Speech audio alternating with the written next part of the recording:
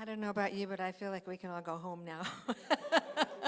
That was amazing. Thank you so much. So I am just so happy to be here. Like this is like a delicious little energy in the room, and it's such a great way to start the Thanksgiving week. So much to be grateful for. All of you online, that goes to you too, because it's us creating this together, right? I'm Reverend Linda. I use she, her pronouns. And we are in our November, December theme, this idea of thriving together. And it's about extending, expanding our capacity for good. Whether that means greater physical well-being, relationships, finances, job, more time, nature. But before we thrive together, we have to move from like surviving and striving to thriving in the first place, right? To an abundance mindset. And then we can come together and thrive collectively. And I love this idea of thriving together. I love the idea that there's more than enough for everyone. And we here know that this is true. We have created this. We have created this space, this place. And again, whether you're in the room or online, as a community, we made this happen, and that's a big deal. And in that way, we are already thriving together. Oops. So we are 4 weeks in on our book, The 7 Spiritual Laws of Success by Deepak Chopra. And every week we're looking at one of the 7 spiritual laws. And as always, it is our intention that we take these principles and learn how to apply them so that we can cultivate a more intentional life, to consciously create. So we're consciously creating this idea of thriving. And this is where we are. We've been through the first 3 of the first 4 laws, and today we're working on the 4th law, the law of least effort. And these laws, in my experience, are not just cut and dry. They sort of interweave and repeat concepts within them. But this, the first law, the law of pure potentiality, it's funny, no wonder I can't see. The law of pure potentiality is the idea that at our essence, we are infinite, we are unlimited. And we have to come to know ourselves as that infinite nature, to break out of limited thinking of not enoughness, right? We have to embrace our limitless potential. And it's one of the things that I love about affirmative prayer, the prayer, the way we practice prayer here, because we recognize God as infinite potential, and then we unify with it, we align ourselves with it, we recognize ourselves as individual expressions of that infinite potential. And in this process, we expand our consciousness. We open ourselves.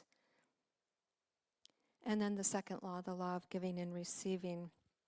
And this is the idea that life flows through the act of giving and receiving. We practice it here. We hand out affirmation cards. We offer these inspirational talks, and we receive your gifts to help support the sustenance of this community. Life flows through giving and receiving. Love flows through giving and receiving. The invitation is to give freely and receive gratefully. And for some who tend to be givers and not so good at receiving, we have to remember there can be no giver without a receiver. So it's equally important for us to learn to receive. And this getting in the flow of giving and receiving supports us to have that experience of unlimited potential. Again, expanding our consciousness to a greater idea of our good. And then the third law, the law of karma, or cause and effect. And simply speaking, this is just that for every action creates a consequence, right? And without feeling guilty or dwelling on regret, we can look back, we can reflect on past choices to help us make better decisions going forward. And all of this is just a sort of high-level summary of these laws, and I really encourage you to look back at the recordings. That's one of the awesome things about recording these services. If you miss one, you can listen to the recording. But when I think of cause and effect, I think of the science of mind teaching symbol. We have conscious mind, subconscious mind, and the world of form. Our thoughts are cause. They move through the subconscious, the law, and our experience is the effect. Thoughts become things. And we are here to become intentional with our thoughts, to learn to intentionally choose what we are putting into the law, to clear out the subconscious and have a clear out picturing of what we desire. So today we are moving into the law of least effort, but I'm giving you a little sneak peek. What's coming up, the law of intention and desire, the law of detachment, and the law of dharma. And I'm sorry, I'm just a graphic designer, so I can't help it. I have to do things in these sort of orderly ways. So today, the law of least effort. According to Deepak Chopra, the essence of the law of least effort is that when you trust that life is supporting you, you can let go of resistance. You can stop trying to control the outcome. When you let go of resistance and control, not only do you save energy, conserve energy, you free up that energy to use it more creatively. And you can achieve more with less effort. So have you ever experienced that idea of when you stop efforting, something came to you more easily? Because when we're pushing and striving, it creates a resistance or a contraction. And when we're contracted or gripping, we're not at ease. We don't have that peace. We don't have that flow. Years ago, a friend of mine who was struggling in relationship, I think she was on her second or third marriage, I don't recall, she was seeing a therapist, and the therapist told her, you know, what happens when you keep reaching towards someone, it's their natural reaction to pull back, right? It's a sort of energetic reaction, a contraction. And when you stop that grasping, there's space for some ease. Something else is possible. Abraham Hicks asks, are you practicing the art of allowing or the art of disallowing? Are you practicing the art of allowing yourself to be in sync with who you really are? And remember, who you are is a true extension of source energy, limited potential. That's who you were born to be. So that's that first law of pure potentiality. Knowing yourself as one with the infinite nature of life. When we get caught up in constructs and stories and limited ideas of how things are supposed to be, how we thought they should be, we resist how things are. And for those of you who remember Byron Katie, it's a nod to Byron Katie, loving what is, right? When we are worried about something, when we're in fear, we are spending negative energy, contracting the flow. We're not in the art of allowing. If I'm reacting to what someone else thinks about me or about someone else or something else, when I think something should be different than it is, I'm practicing the art of disallowing. And I'm not saying that you should stay in abuse or in a bad situation. I'm talking about having the self-awareness to notice how I am being, how am I reacting, whether it's a family member, significant other, coworker. When I contract, I'm disallowing.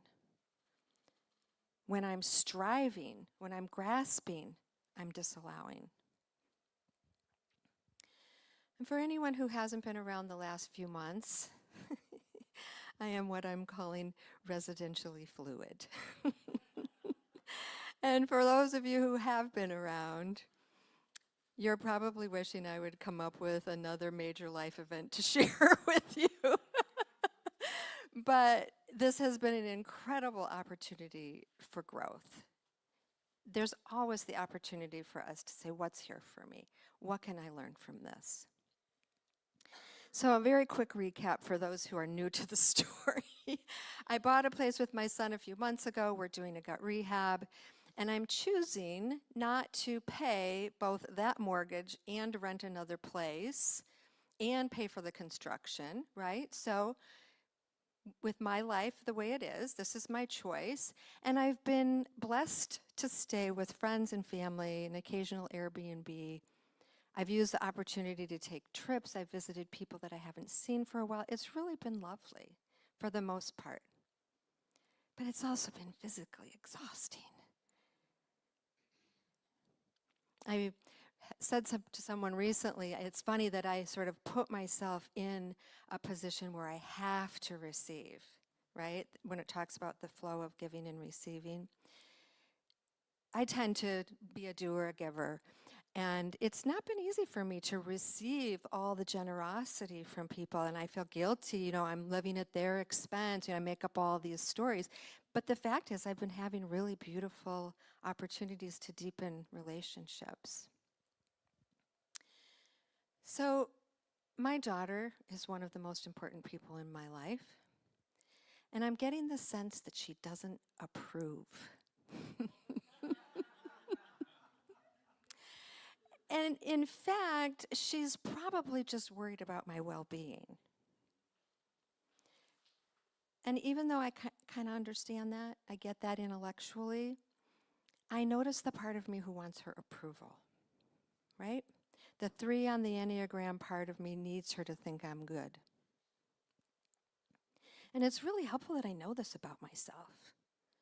Because when she's projecting, which is what it feels like to me, something at me, instead of me being in a triggered reaction and then having it become something, I can just notice, oh, there's that part of me that feels like she doesn't like how I am.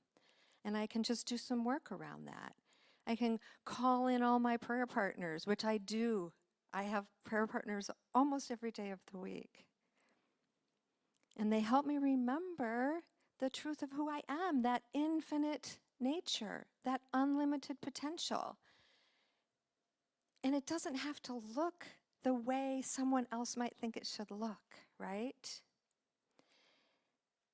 And being in that practice of prayer and remembering infinite possibility, I can let go of self-judgment, because that's what it comes down to, me judging myself. And I can also let go of worrying about what someone else thinks. I can lean into the art of allowing. So I'm going to just touch on a few points that were from today's reading, the Deepak Chopra reading from the 7 Spiritual Laws of Success. So this law of least effort, the law is based on the fact that nature's intelligence functions with effortless ease. The principle of least action, of no resistance, the principle of harmony and love.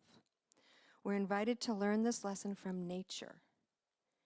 When we practice least action, no resistance, we more easily fulfill our desires. Because when I'm like gripping, when I'm striving, I'm not in harmony, I'm not in love.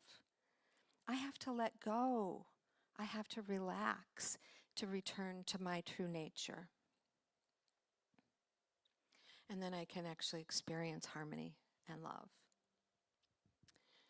And when you observe nature, you see least effort is expended. And I love how he says grass doesn't try to grow, it just grows. Fish don't try to swim, they just swim. Flowers don't try to bloom, they bloom. Birds don't try to fly, they fly. It's their intrinsic nature. And our intrinsic nature is that unlimited potential. that infinite possibility. I mean, doesn't it just feel better saying that? I mean, it does to me. I'm the one saying it. Does it feel better hearing that? It is human nature to make our dreams manifest into physical form, easily and effortlessly. What are we creating? Are you allowing or disallowing? Are you in contraction and gripping? Are you fighting against, or are you open and in flow and allowing love to be your predominant experience? And continuing the nature theme, letting go doesn't mean giving up intentions. It means planting our intentions mindfully and letting them grow, letting them flourish.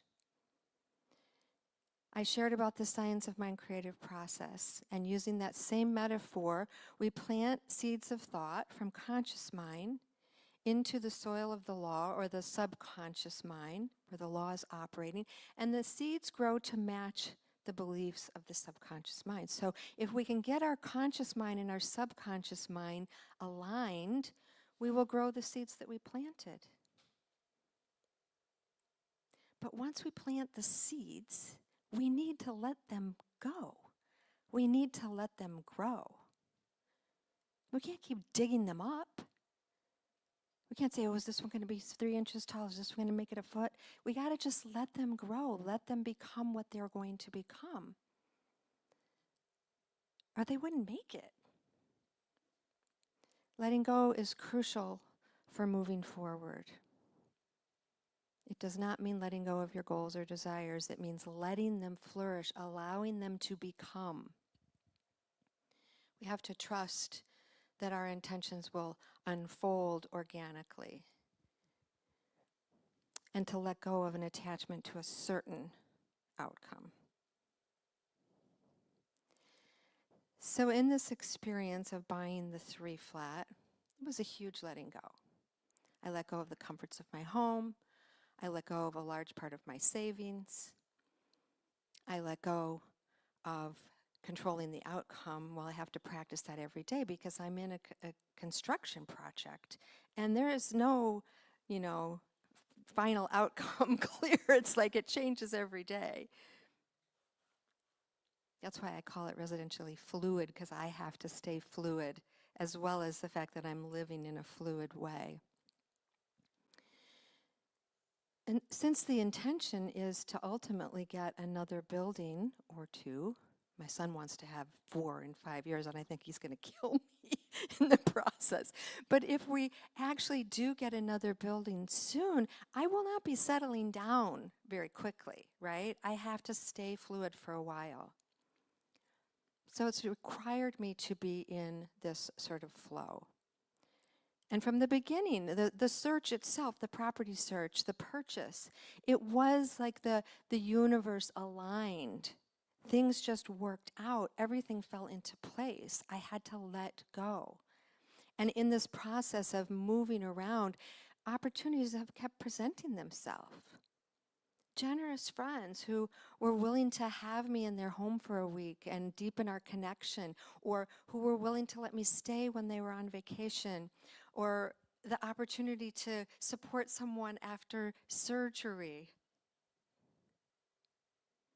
and visiting friends that I don't normally get to see. It's been really wonderful when I let go and just let it happen.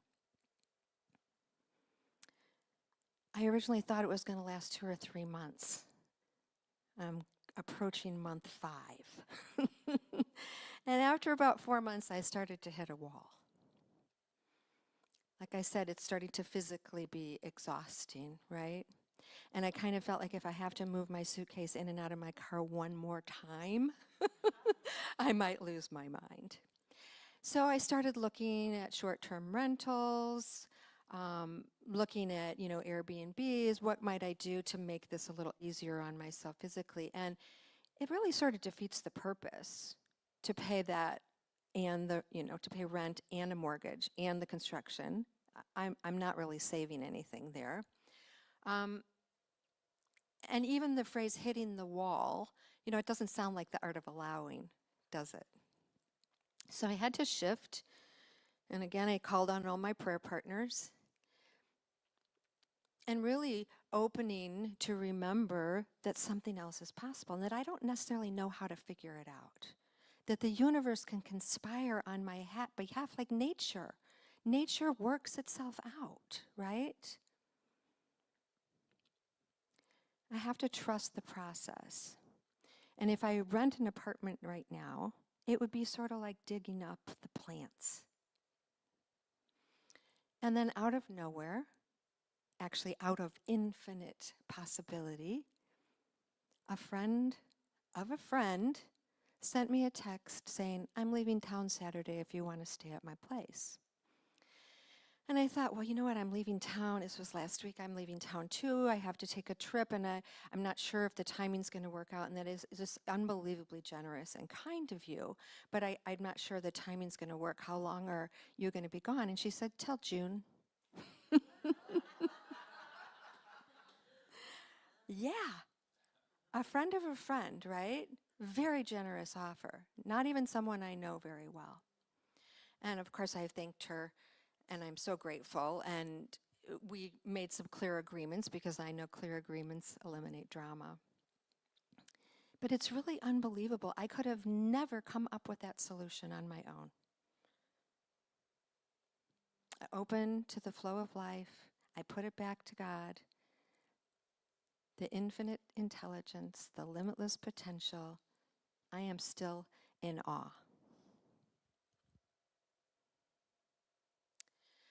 So for the law of least effort, Deepak Chopra gives us these 3 concepts for how to put the do less and accomplish more principle into action: acceptance, responsibility, and defenselessness.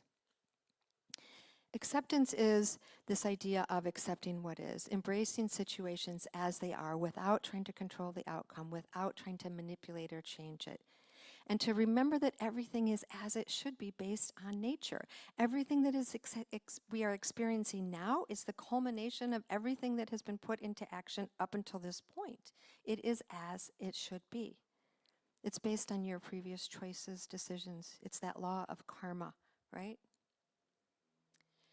And Chopra says, when you struggle against this moment, you're actually struggling against the entire universe.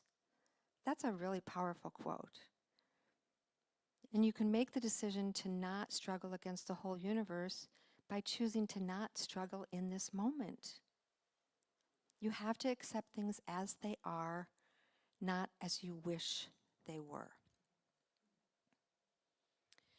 He also says, when you feel frustrated or upset by a person or situation, remember you are not reacting to the person or the situation, but to your feelings about the person or the situation. Just like my story with my daughter. It's triggering something in me. Your feelings are not someone else's fault. When you recognize and understand that, then you take responsibility. When you accept things as they are, you are ready to take responsibility for your situation, for anything that you see as a problem. And responsibility is that second point in the law of least effort. When you take responsibility, when you're accepting how things are, you can have a creative response to the situation as it is now. So upsets become opportunities, and tormentors become your teachers.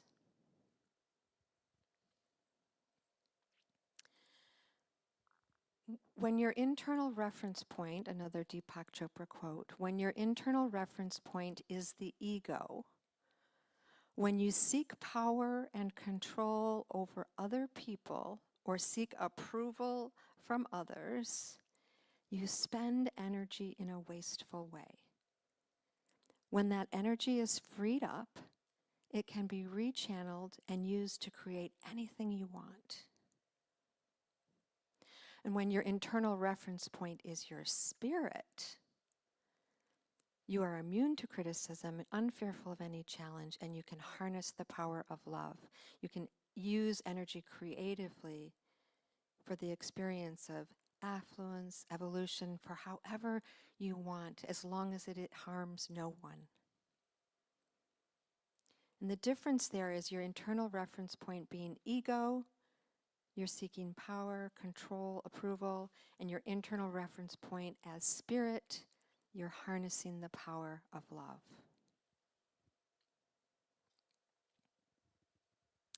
So when your internal reference point is spirit, you can experience defenselessness. You can let go of the need to defend or convince. And you regain all of that energy, all the energy that you've wasted on trying to convince someone you were right. When you stop resisting, you can experience the present moment. You experience spirit. That's where we experience God, is in the present moment, not tomorrow.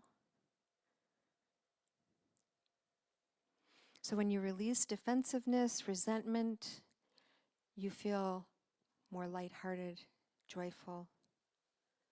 And then our desires are born from happiness and not from fear. It is through acceptance, responsibility, and defenselessness that we experience life with ease. So I'm going to put this into some practice. If you're willing, I invite you to turn your attention inward.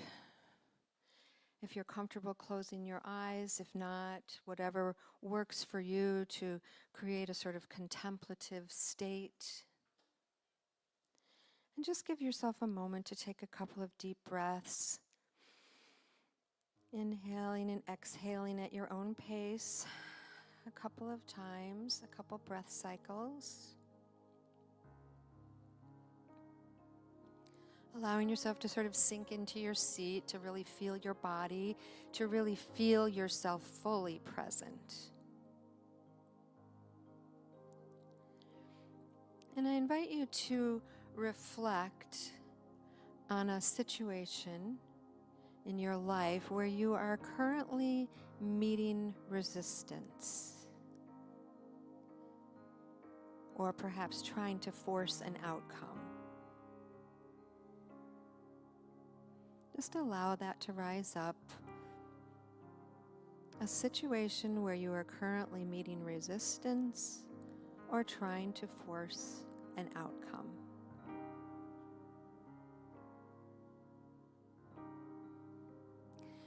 Once you've identified that resistance or forcing, I invite you to ask, what do you lose or miss out on by resisting or forcing?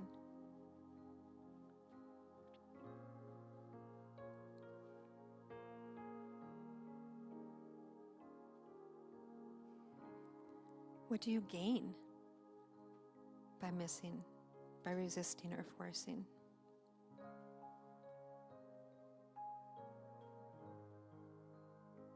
How does this keep you in your patterns?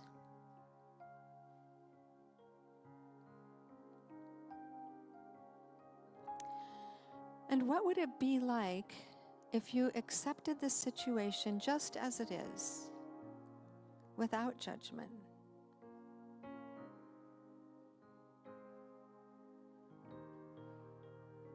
Imagine letting go of the need to control the outcome, trusting that the universe has a plan. The universe is operating on your behalf.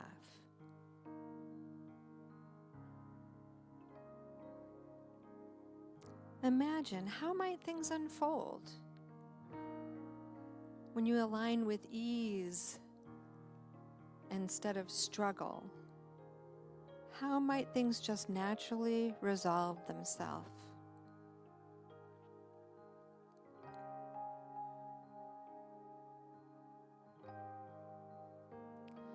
Just feel into this for a moment, and then consider, what is one small action in the coming week where you can consciously practice letting go?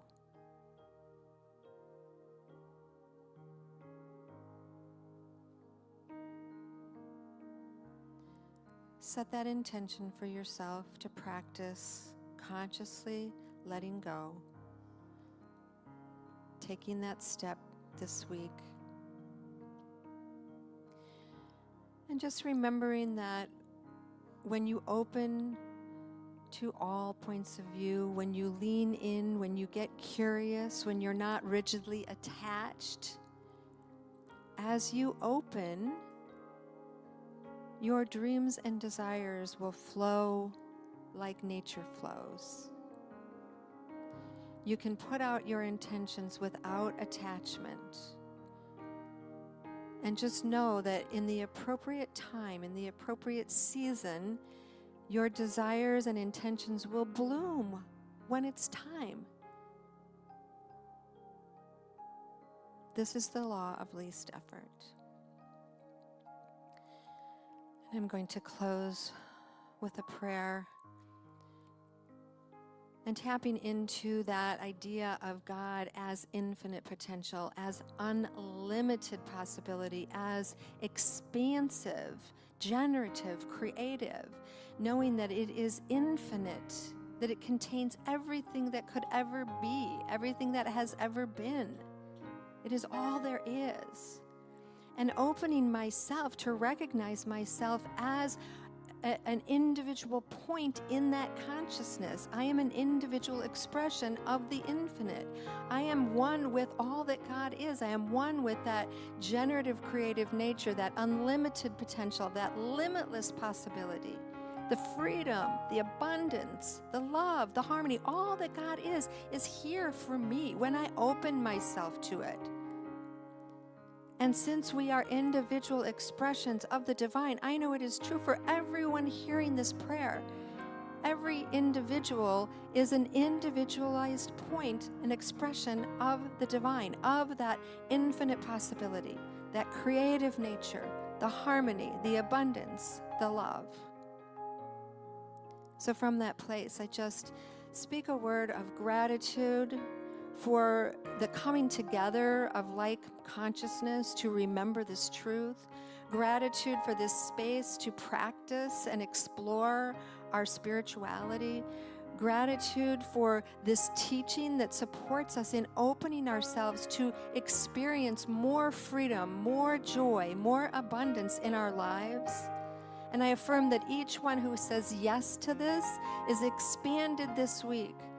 Letting go of controlling, letting go of gripping, letting go of limited thoughts, and expanding into greater and greater good, greater and greater freedom, greater and greater love. And I'm so grateful for the fulfillment of this prayer. I release it into the law that always and only says yes. And with gratitude, I let it go and call it good. And together we say, and so it is. Amen.